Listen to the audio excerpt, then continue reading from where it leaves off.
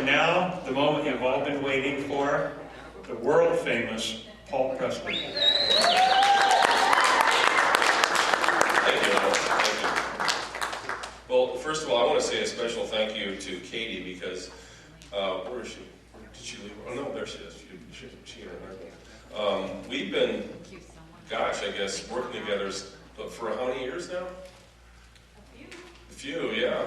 And it's really been a thrill, and you can catch a lot of her articles on Agenda 21 Radio because she's one of our contributors. We put up all of her articles there, and then we talk about it on the radio, and she comes on the show every once in a while, which is really nice to have her on. She's a great radio personality. She needs her own radio show, don't you think? Yeah. She's going, wait a minute. Anyway, I've got a couple of things. First of all, to announce. But let me say this while Katie's here. You guys might remember me telling the story about the 3-hour radio show special that we did on the California Air Resources Board back in January, right? Yes. Okay, now this is poignant because we did this show and we talked about one of the items that Katie had brought up, which was the testing that was done to determine how poisonous diesel fumes are on children. And that experiments were done on children by the EPA and C.A.R.B. against the Nuremberg Code. Hello. That goes back to Nazi Germany and the Nuremberg trials. And they specifically violated these rules. So we harped on that. We had interviews with people. We had Fred Kelly Grant on the show. We had all these things. And it was really damning to the California Air Resources Board, and in particular, Mary Nichols. I mean, I loved it. So we put it up on YouTube, and 2 days later, YouTube took it down. And why? Threatening content. Threatening content. Yeah, of course. But we still have it out there. But here's the deal. I talked to Fred Kelly Grant, and he said, "We'll just sue them, Google, and we'll sue also YouTube because they're one and the same. They're owned by the same people." So I said, "All right, that sounds great." Now it's going to be a fun thing because you see, our argument is we have threatening content, while YouTube allows all these ISIS videos worldwide of beheadings.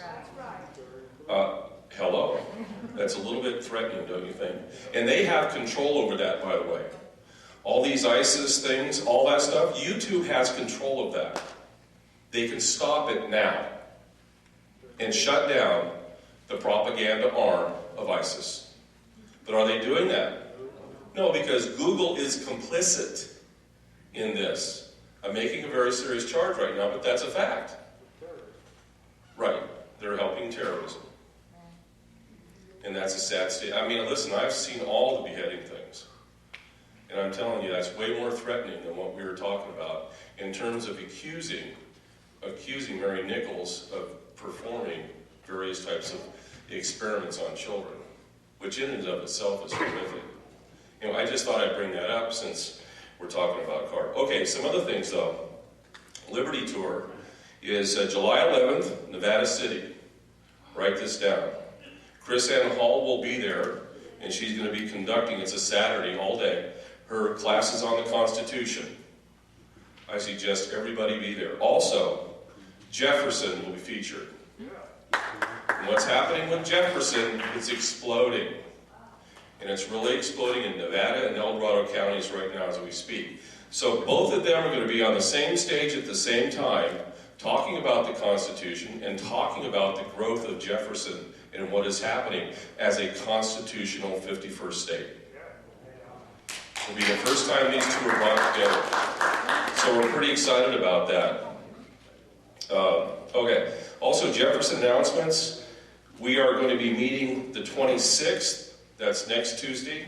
Is that right? Am I getting my math right? Yeah. Next Tuesday here in room 500. And also over on Wednesday the 27th at FER. So anybody who wants to get involved with either one of these two counties, come and see us over there. It's 6:30 over here in room 5. Is it building 500? Yeah, building 500. And so on. Okay, now, I wanted to talk to you about a couple of things. One of them being Benghazi, Benghazi, Benghazi. Now, of course, you know that that's one of my favorite subjects.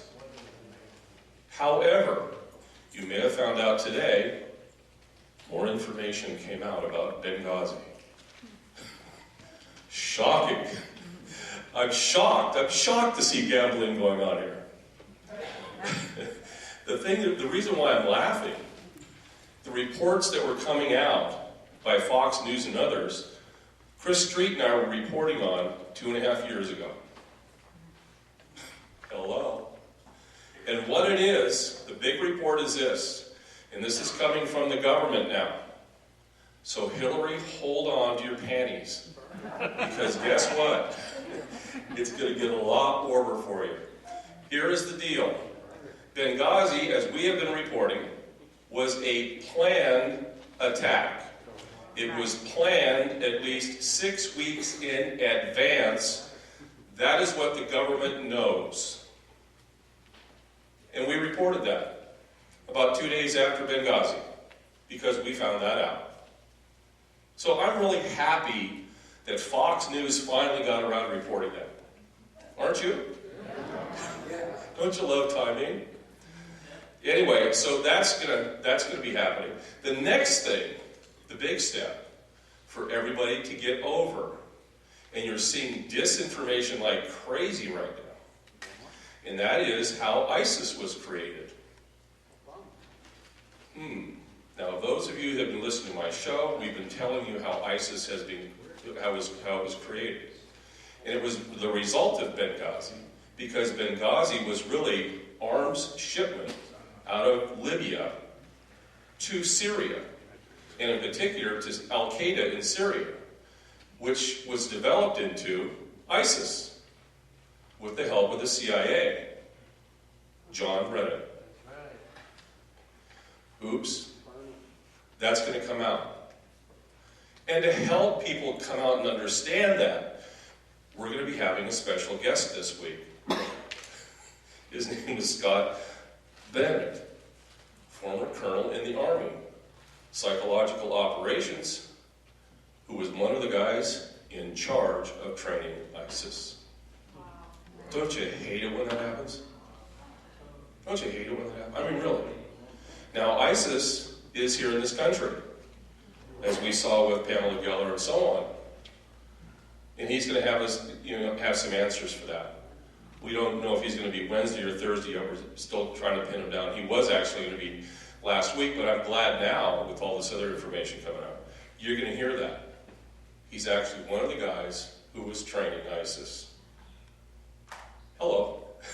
There's good news, I'm telling you. Okay. Are you ready, Santos? All right. There's other good news, and it's called Sandy Hook. Now, I know a lot of you guys said the Sandy Hook school business was a massacre and all that stuff. Okay, I looked at it day one, and I got to tell you my perspective. Former school administrator, principal, superintendent, I have conducted safety drills, well, I guess you would say in the hundreds over the years, but specifically the ones in which you have what are called capstone drills, which involve the whole community. I've done about 16 of them. So I know how these drills go, right? I know how you work with the police, and how you work with the sheriff, and you work with all these other organizations.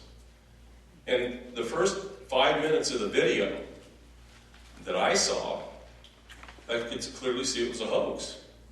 Now, does that have to do with this administration? I mean, really now, looking at it, historical perspective, a lot of information's coming forward. Lawsuits are mounting up. Information's coming out. And they're not liking it. So, what I'm going to do right now is sort of kind of give you an inside glimpse. This is one of my sources that you're going to listen to here. And I developed this source early on after Sandy Hook. She actually called me and saw one of my videos and said, "Can I talk to you?" And she gave me this thing. Her name's not Mary. That's how all of her emails are addressed.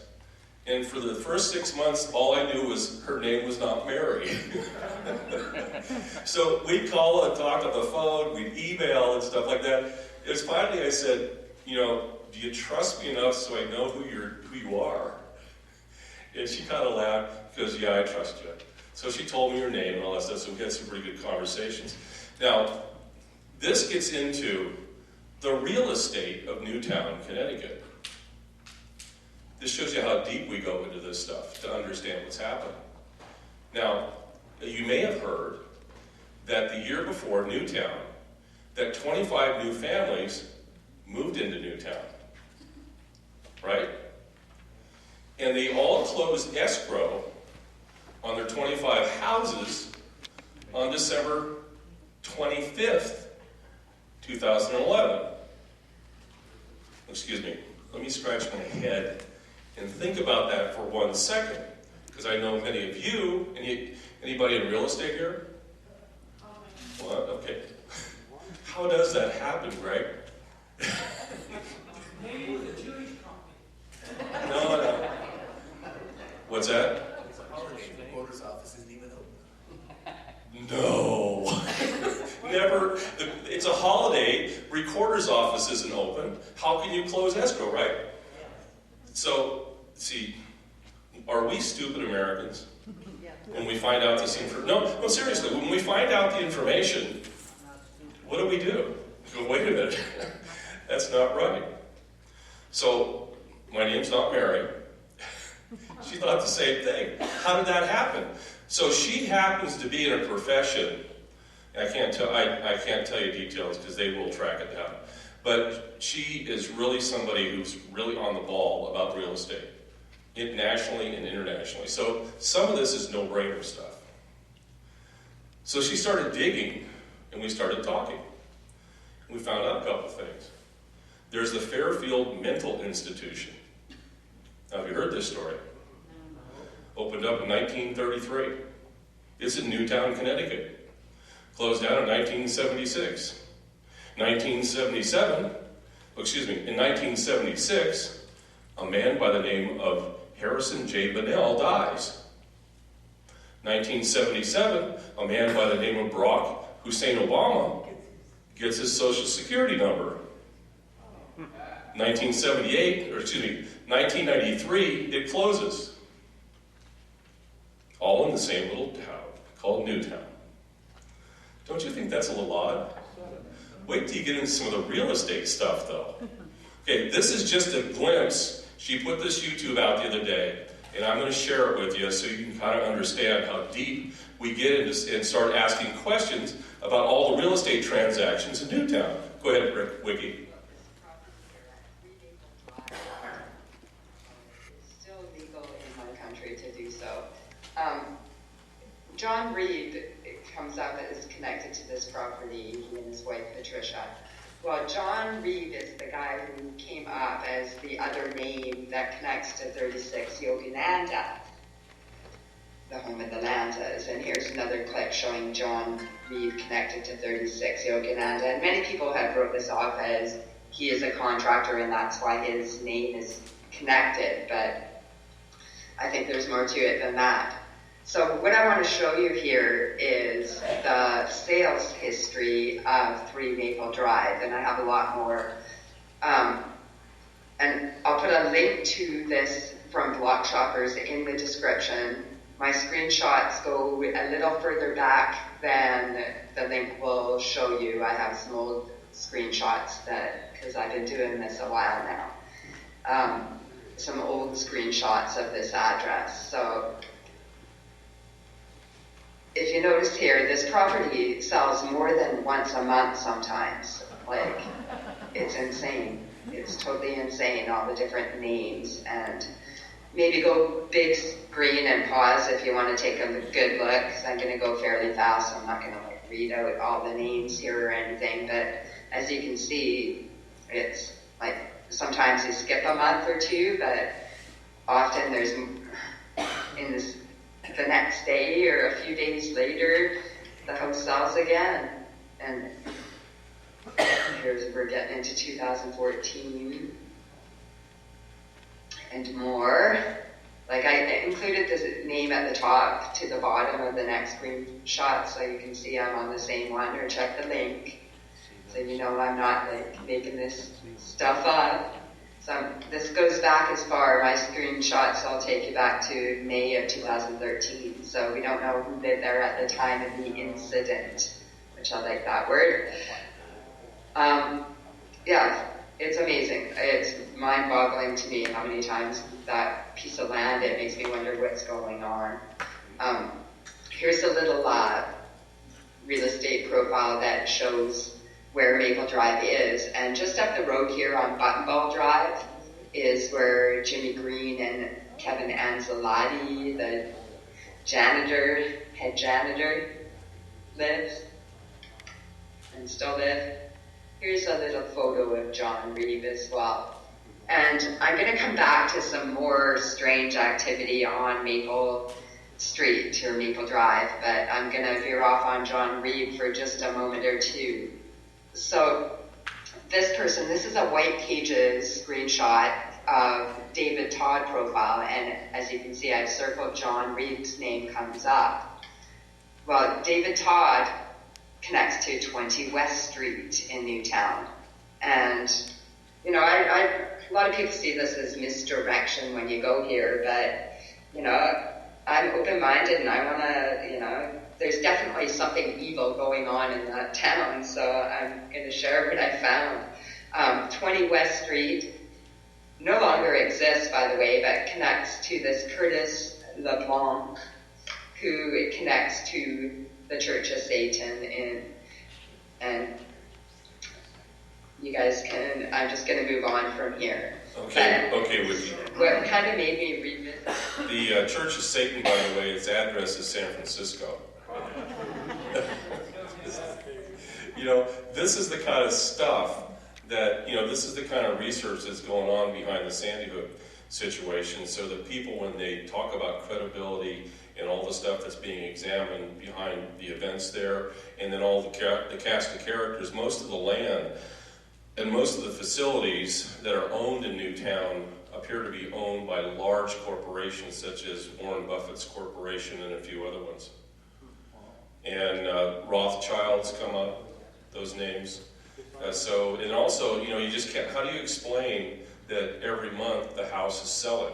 Sometimes it's selling multiple times per month. This is not the only residence in Newtown that does this. They've got one residence that's on here that its valuation was $140,000 and sold just a couple of months after the valuation was assessed for $1.2 million. I don't know. Did it go to the Clinton Foundation? I don't know. But, you know, you can see something really is strange there. And, you know, the explanation as to why, 25 homes closed escrow on December of 2011 is starting, see, that puzzle piece is starting to come together, actually. But all those homes and all the so-called victims' families have moved away from Newtown, of course. Right? They're no longer available. Yes, ma'am. There's, well, we're looking into the realtors that are behind it. Sometimes these guys are their own brokers. You know, it's a multi-layer of individuals and corporations throughout the world, actually, that are involved in Newtown. And it seems to be clustered at Newtown. So the CIA comes to mind. That's interesting. And, you know, by the way, I've often called Newtown a Potemkin village. Have you heard that term before? Okay, there was a guy, a Russian emperor, I think his name was Potemkin, and what he wanted to do is increase trading in his part of Russia, or the Ukraine, and the River Volga or something like that. And what he did in order to entice trading was that he went out and built several villages along the river. And when he introduced his trading partners, or people that he was courting to be trading partners with him, what he would do is have everybody go to these villages. The villages were vacant, but the day that they needed there, boy, there's just hundreds of villagers out there. So it looked like robust farming and ranching and all that stuff was going on. It's called the Potemkin Village. Nothing there. Just move along. Get it? The Soviets did the same thing in Eastern Europe. You might remember this. Around Checkpoint Charlie, you had all these buildings with facades in front of them, and they had all these Western, notions and shops and stuff like that. But they were Potemkin villages, because behind the facades, they were bombed out buildings. Now, I went there and saw that, the Potemkin village thing, and that's what a lot of people are saying about Newtown. Now, it's starting to happen here, actually, if you take a look at it. Socialism is working. But I had a person who went to Newtown, and I helped to finance them, and took pictures and so on of Newtown itself. And most of the businesses are empty. They're just vacant buildings. Isn't that interesting? Yeah. Paul, wasn't there supposed to be on April the 23rd a court hearing about Newtown? Yeah, actually, I'm not familiar with what happened with that. That is with Wolfgang Halbig and some other people. They've been, the people in the Connecticut people, they are absolutely scaredless right now. And because people are digging all this kind of stuff up, and they want to know the facts behind Sandy Hook. And quite frankly, they don't have any shred of evidence that anybody was killed. One of the reasons why I called it phony, because I looked at it, and the first question I asked as a school administrator in safety situations, where are the kids? The school was said to have 700 kids. You show me one picture, one video, one drawing, I'll take a drawing, of them doing a mass evacuation using the buses, using capstone technology, which is the design of the program, which is what they were exercising. You show me one picture that shows children being evacuated on a massive scale. It does not exist. Yeah. So what's, I still don't quite get it. Okay, how they get the people out that own these, the houses and everything, buildings in this town? And what do they do, take it over by eminent domain, or just go in and tell everybody to leave, or they're gonna get shot? No, there's no threatening about guns. All these people are involved in the gig. They're all actors, or they're all agents of certain organizations. And that is what we're drilling at. Who's doing this? The why is pretty obvious to take the guns away. Second Amendment. Dianne Feinstein, she makes the slip up on TV on the 16th on the Sunday show. And she says, I already have legislation ready for this. You might have remembered that. She had that it was all planned. All of this has been planned for years.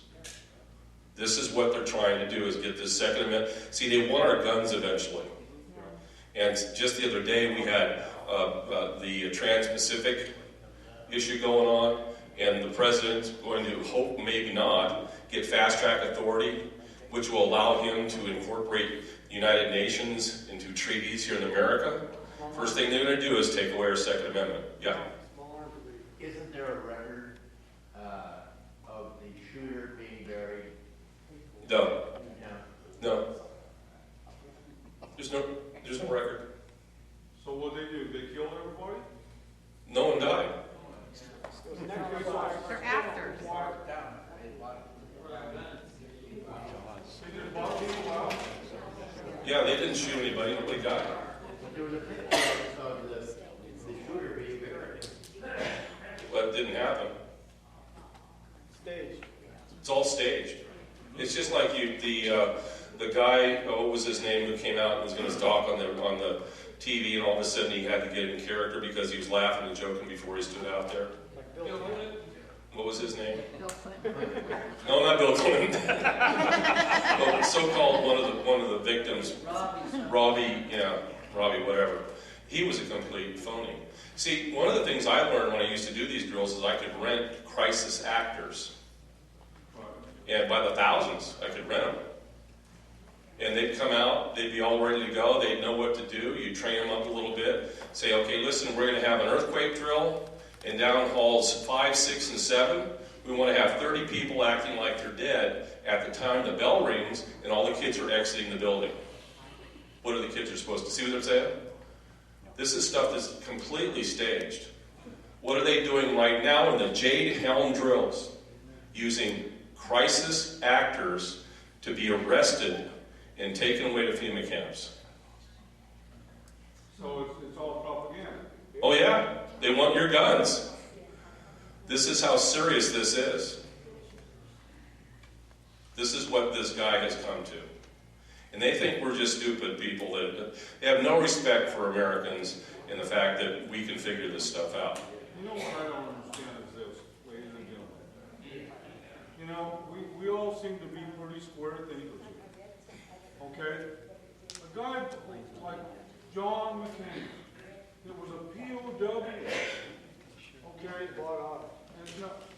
and all that, okay?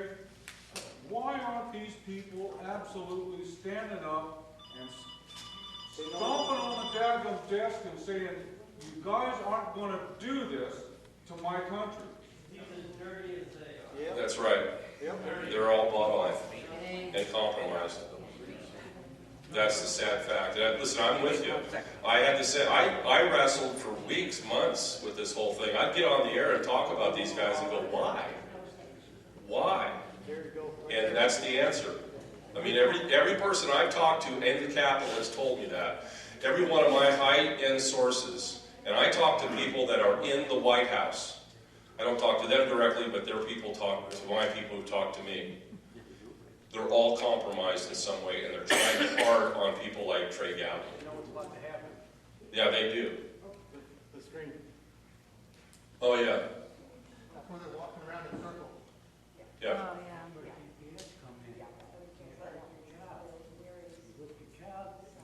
He's talking about CPS comes in, right? Well, and all the laws are being made so that you become, that they want to take your child away and all that stuff. That's the next part of it. Yeah, you can't do that. No, it's like Hitler. You know why it's like Hitler's? That's who they're following. Yes, ma'am. Oh, the lady first.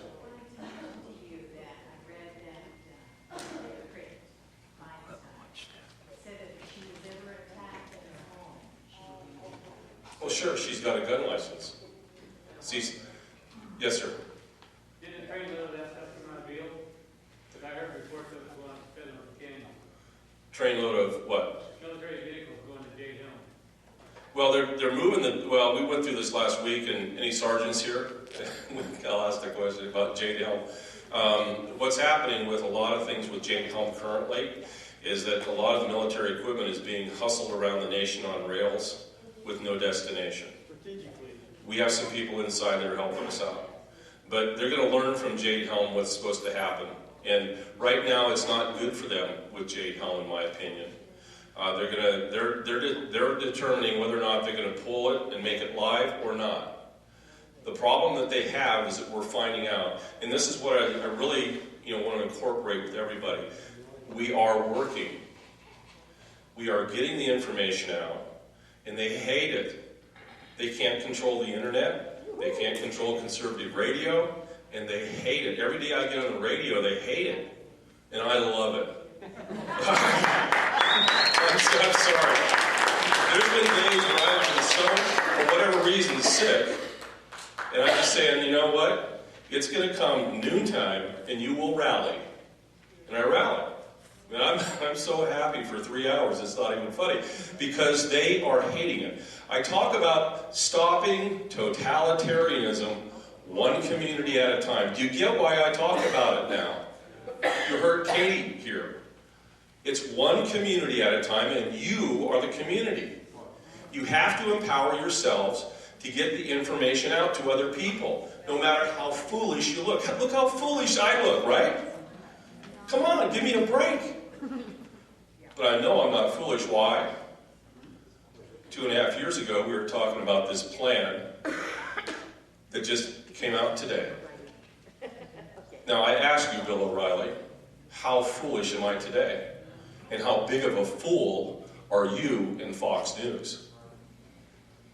You see, most people are now getting their news and information from tinfoil hat folks like me. And the government doesn't like it, and neither does Fox News. They hate it. There was another question over here. Yes, ma'am. I'm wondering, if I heard correctly today, Obama is saying that he wants to take away all of the track, like tank things from police departments. Oh yeah, isn't that a sweet thing that he wants to do now? Misdirection. Okay, Obama has come out today saying that he's going to put vast restrictions on the military equipment that was delivered to the police forces throughout the nation. They screwed up. Well, no, what happened is we have screwed it up for them. Don't you get it? One of the first speeches Obama said in 2008 in the campaign, we have to set up a civilian military that's just as strong as our military. With Russian troops. Guess what? That was called the Gestapo call. And you know what? It hasn't worked out for him, has it? They've planned events around Ferguson, the riots. George Soros poured in $33 million for that. How did that work out for them? Did we get nationwide riots from that? How about with, the thing I love, how about Baltimore? How's that working out for them? That's blowing up in their face. So do you think that everything you saw on TV where everybody's looting and all that kind of stuff, you think that was really happening or no? Absolutely, they told them to do it. Yeah. Yeah, every single situation, including Benghazi. Now, with this information I gave you about Benghazi being planned 6 weeks out, I'm going to say this again, because Chris Street and I got, on our radio shows, on September 11th, 12th, and 13th of 2012. We were the only show out there putting it out. We got information. There were stand-down orders. To the police. No, to the CIA operatives in Benghazi. We're talking Benghazi. Let's hold some focus here. I'm getting to that. All right. But what that was, and you heard about this, there were stand-down orders. We know of one publicly admitted to, and that's because of the other operatives that were with Doherty and Smith. When they were told, stand down, when they started to hear the attack going on at the mission. It delayed them an hour. And they went anyway against the stand-down order. But that cost the lives of Smith and the ambassador. So that was bad, obviously. But they wanted him gone because you see, Stevens and, what's the ambassador's name? Stevens? Yeah, Christopher Stevens. He knew the game plan for where those weapons were going. And he was actually helping assist those weapons to go off to Syria to arm ISIS. That was the plan. Right. Okay, now, in Missouri, we have all these police. They've called out the National Guard, and they're going to announce to the world the result of the grand jury. Okay, at 9 o'clock at night? Hello? I was in the LA riots. I knew what happened at 5:25 on the radio, and all of a sudden they're pulling this guy out of the truck, they're beating him with rocks. It was stupid. And we weren't prepared for that. But this time they're prepared. At 9 o'clock at night? How stupid is that? Well, I wonder why the police were just standing there. Because this is why. Governor Nixon, not related to Tricky Dick, Governor Jay Nixon, Democrat, wants to be running mates with Hillary Clinton. And what did the Obama administration tell him to do? He had the National Guard right there. He said, tell him to stand down. Come up here to Baltimore. Baltimore. They had the riots going on Monday in particular. They're rioting everywhere. And what does the mayor tell the police? Stand down. That's what he did. Now remember, the president already has out there this 21st century policing program, the COPS program. And he's trying to sell everybody in all the cities the COPS program. 21st century policing done from Washington, D.C. What could go wrong there? I mean, really. But that's what they're trying to sell. And Stockton's already bought into it. Why? Because they're a city that's bankrupt. So, but yeah, you see what they do. They get you desperate for money. Okay. Anything else on that before I leave? Yes, ma'am.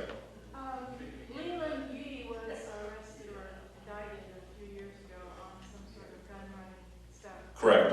Was there any connection there with the Benghazi conflict? Yes. The unknown story yet to come out about Leland Yee. And again, what can go wrong when you have weapons in Benghazi? When you have 30,000 at least, I've heard as many as 50,000 man-pads. These are the shoulder-fired rocket missiles that can shoot down aircraft on approach and takeoff. They're very successful with that. Now, what Leland Yee was indicted for was he was indicted for mixing it up, making contacts through that Chinese gang there. There's several of the Chinese gangs there in the Philippines, in Subic Bay in particular.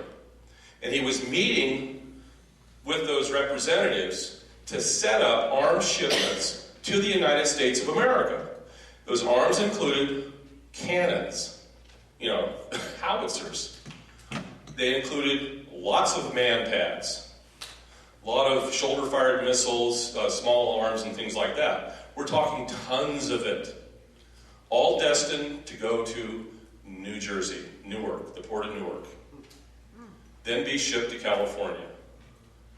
Now, and I kept saying on the radio, folks, this is serious business when they're talking about where did all those man-pads go out of Benghazi. Because, this is what we're talking about on the radio 2 years ago. Then when Leland Yee came up, I'm saying, look, this is Leland Yee, he's part of the Benghazi problem. Wow. And people are going, really? Well, now do you get it? They would have been shooting down, guess what, Southwest airliners at will. Does he ever go to trial? He will. There's something evil, I think, is going to happen to him. Follow-up question, quick. California assemblymen also that were arrested or indicted or something? No, they weren't indicted. They were looked at and investigated. But you still have the city council and county supervisors in San Francisco under watch. They are definitely being scrutinized. Maybe you should say who Leland Yee is, because maybe a lot of... Do you guys know who he is? Former state senator. Is he still on the payroll? Probably. Okay, probably. Yeah, the Democrats have still got him on the payroll. And he was the one who came up and had, as perhaps at the time, introducing the strictest gun control legislation in California history. That was Leland Yee. Now, what is his motivation to try and take away our guns? You see how that little piece of the puzzle fits? It always comes down to that. The totalitarians always want to take your guns. Disarm and take over. We just took away him. Yes, ma'am. So then, I understand that Al-Qaeda didn't know about Benghazi. They could kill these men. They knew that the guns were going to go to Syria. Why would they kill them? Okay, let me explain what happens. First of all, you need to understand that the president, and this came out with Claire Lopez. By the way, Claire called me today. I was going to talk to her because of this memo and some other stuff that we've got going on. She was at the Liberty Tour. You saw her up on the screen. And Claire Lopez, Major General Paul Vallely, you remember we had him out here. Thomas McInerney, you see him on Fox News, and Major Lyon, or Admiral Lyons, and several other people. After Benghazi, they knew what was going on. I mean, these people are connected, right? They talk to the same people we talk to. Stratfor, American Land Forces Institute. These are guys that are right out of the military, still have their connections, and they tell us what happened. We knew within hours what happened in Benghazi. But why did Al-Qaeda kill these? No, I'll get to that. You getting anxious down there. I got to tell the story. Okay, this is how it went down. 5 months before the so-called liberation of Libya and Gaddafi, the United States, working with Qatar, was sending arms into Libya, bought and paid for it by the United States of America, and the funding through the funding source of the Muslim Brotherhood. Malik Obama, Obama's brother. The head of the Barack H. Obama Foundation was the financier behind all that. And they were shipping arms into Libya under the auspices of overthrowing Gaddafi. But that really wasn't the reason. They wanted to mask the appearance of those guns going off to Syria into Al-Qaeda. They were thinking that the Free Syrian army was not going to overthrow Assad. And so they wanted to bring those weapons in, and they turned them all over to Al-Qaeda. You see, the Muslim Brotherhood and Al-Qaeda, they're one and the same. Got it? The C.A.R.B group and all that stuff. The president has the Muslim Brotherhood in the White House. They came out on our radio show in October of 2012. Steve Emerson, John Rasmussen, radio show, and announced to the world they had documents showing 400 visits and employees that were actually working in the White House that were members of the Muslim Brotherhood. Now, does that make a lot of sense to you today? You see, it's all connected. You see, this has been going on for a long time. A long time. And the planning behind this has been 10, 20, 30, 40 years. And, you know, I appreciate you guys listening right now because I can start to see, because over the weeks and months as I've talked, just kind of like, there he goes again. But all of a sudden it's like, really?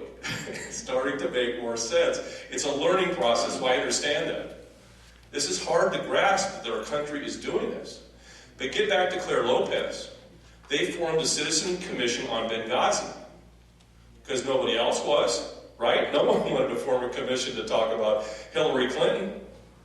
And the commission found the facts that I brought to you. That for months before Gaddafi and Benghazi, we were shipping arms into Libya. And those arms went over to Syria, which is validated by the memos that came out today.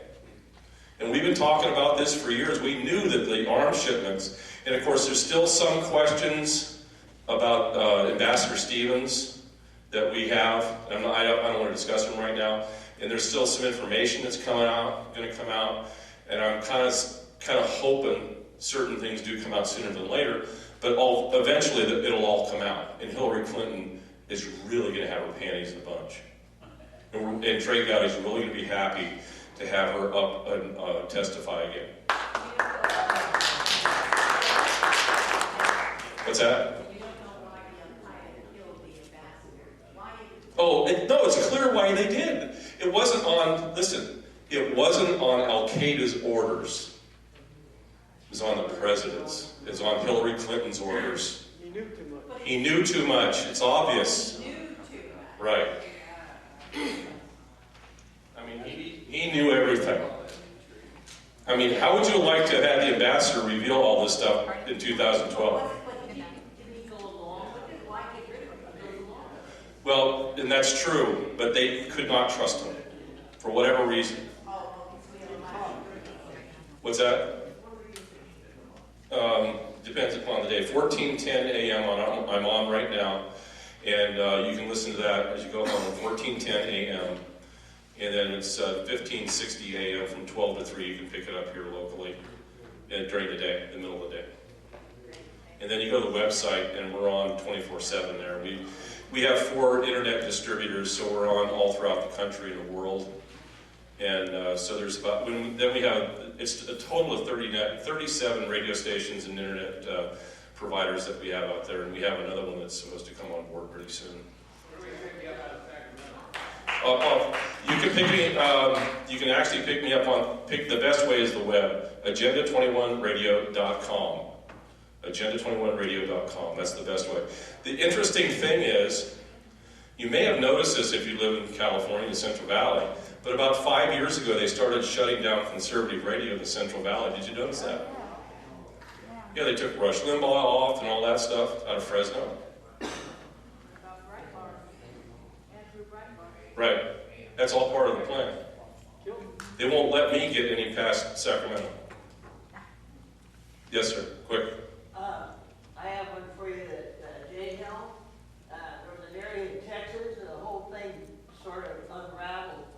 Some people were trying to leave and they were held against their will because it was supposed to have been a voluntary thing. One person did somehow, another get out, and when he did, they shot him. They didn't kill him, okay? They disabled him, so he couldn't go nowhere. The other people were revolting, and because they did that, they were given less food and less water. And then all of a sudden, the website disappeared. Yeah, I haven't heard that one, but I did hear the most recent one that came out, that there's a county that I quite frankly, I just didn't have the energy to track it all down, but I was reading about a county in which there's private residences that they've asked the military to come on. They invited the military, and the military has gone in and said, look, you've invited us onto your property, we're now going to stay in your house and you need to find some place to live. Last time I checked, that's called the Third Amendment. The Third Amendment. Look it up, the Quartering Act. The Third Amendment. Yes, sir. Oh yeah, this is training for martial law. Straight up. They're trying to condition us for us. None of this is normal. Hello? To have them, I mean, why can't people just see this? This is not normal. By any stretch of the imagination in this country's history. Jade Helm is not normal. It's so extreme and bizarre. It's almost, to a lot of people, incomprehensible that the military would engage in this. And it's their leaders that are doing this, of course. Yes, sir. Remember back when Reagan was questioned about selling guns to, or trading guns for drugs? Iran-Contra, right. Yeah, was this part of that? It goes back that far. I think you were starting to see the nucleus and genesis of the cartels being involved with gun running, human trafficking, and of course drugs. That's where the genesis, a lot of it started. Then by the time, and of course Clinton was a big party to that, and that was the Mendota airport business and all that stuff that he had parties with, or party to, and the Bush family too. Bush family was really big into it. Unfortunately, I mean, I hate to tell you that, but that's just the way it is. That's the reality check. Anything else? Happy hour, Larry says. Thank you very much. Listen to the radio show. You got another 3 minutes before it comes on the air. Thank you.